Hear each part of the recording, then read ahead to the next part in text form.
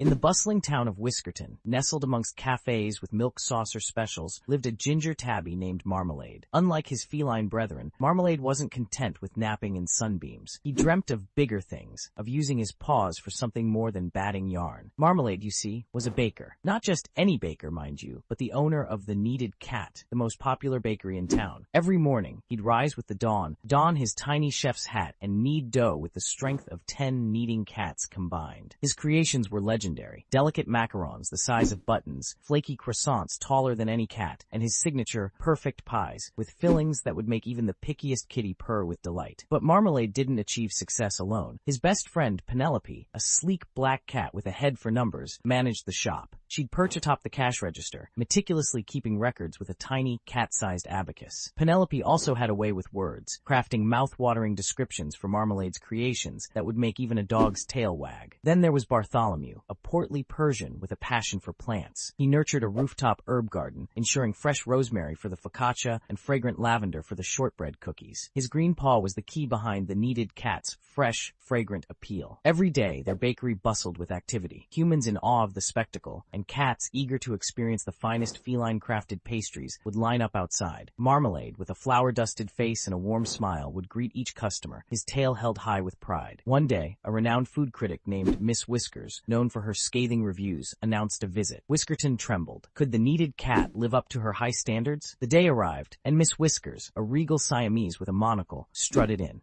Marmalade, calm despite his racing heart, presented her with a miniature, perfect pie. With a skeptical sniff, she took a bite. Her eyes widened. A purr, a rare sound from the notoriously grumpy critic, rumbled in her chest. She devoured the pie, then sampled every pastry in sight. Finally, a full-blown purr erupted, shaking her monocle loose. The next day, Miss Whiskers' review ran in the paper. It was a glowing 5-star masterpiece, praising the bakery's ingenuity and deliciousness. Fame, unlike the kind craved by movie stars, descended upon the Kneaded Cat. Marmalade, Penelope, and Bartholomew, however, remained grounded. They continued baking with passion, their friendship the secret ingredient to their success. Whiskerton became a place where humans and cats celebrated not just food, but the power of dreams and the joy of working together, paws and all. The sweet aroma of success wasn't the only thing wafting from the Kneaded Cat. Whiskerton's newfound fame attracted the attention of Claudia Puff, a snooty Persian with a designer collar and a heart full of envy. Claudia, owner of Claudia's Creations, a bakery famous for its overpriced mediocrity, couldn't stand the spotlight shining on anyone but herself. One night, under the cloak of darkness, Claudia put her nefarious plan into action. Sneaking into the Kneaded Cat, she replaced Marmalade's secret sourdough starter, the heart and soul of his famous bread, with a bag of kibble. The next morning, disaster struck. Marmalade's bread, usually a symphony of golden brown perfection, emerged pale and inedible. The shop's signature scent was replaced by a vaguely fishy odor. Customers, confused and disappointed, left empty-pawed. Marmalade, devastated, slumped in his chef's hat. Penelope, ever the strategist,